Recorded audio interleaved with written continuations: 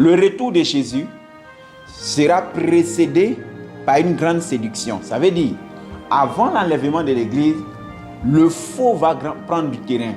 Le mensonge va prendre du terrain. La séduction va prendre du terrain.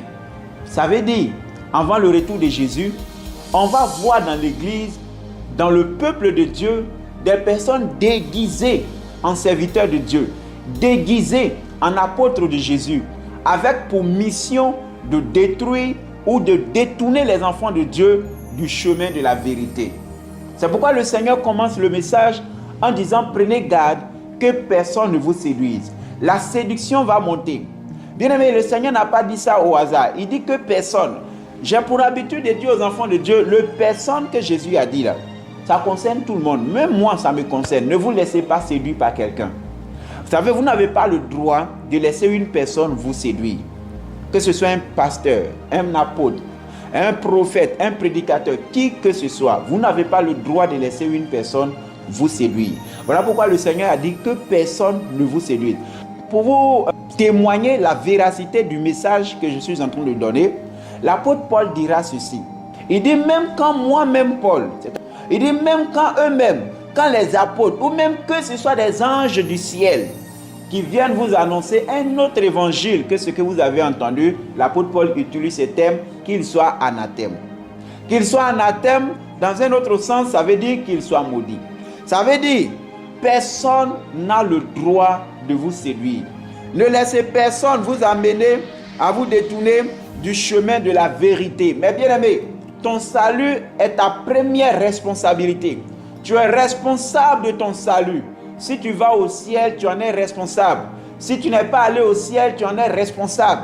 Voilà pourquoi fais attention à ce que tu décides d'écouter, au message que tu décides d'écouter. Parce que personne ne peut t'égarer si tu ne l'as pas écouté. Personne ne peut t'égarer si tu ne t'es pas attaché à lui. Tu ne diras pas au jour du jugement, c'est tel prophète qui m'a égaré. Tu ne diras pas au jour du jugement, c'est tel apôtre ou bishop qui m'a égaré. Parce que tu es responsable de ton égarement. Si tu ne l'avais pas écouté, tu n'allais pas te perdre. Voilà pourquoi la Bible dit que la foi vient de ce qu'on entend et ce qu'on entend vient de la parole de Christ. Ce n'est pas parce que quelqu'un a l'art oratoire, quelqu'un a fait des grands voyages, il est allé en Israël, il est un grand docteur ou bien il est théologien que tu dois forcément l'écouter et mettre ta foi dans ce qu'il dit. Il faut être sûr que la personne que tu écoutes est en train de te donner des messages qui vont te conduire au paradis.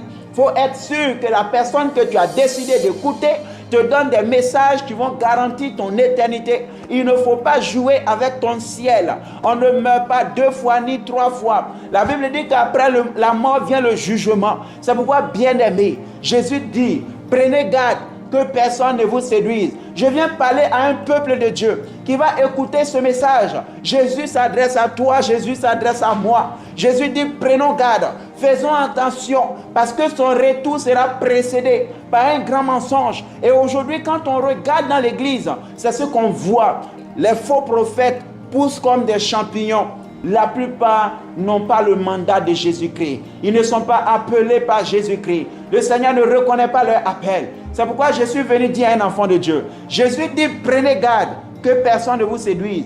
Parce qu'à la fin des temps, le faux va grimper. À la fin des temps, la méchanceté va grimper. À la fin des temps, le diable, il va envoyer des personnes pour égarer ceux qui sont à la recherche de la vérité, égarer ceux qui sont à la recherche de la vie éternelle. C'est pourquoi je suis venu dire à un enfant de Dieu, ton salut, ton éternité est entre tes propres mains.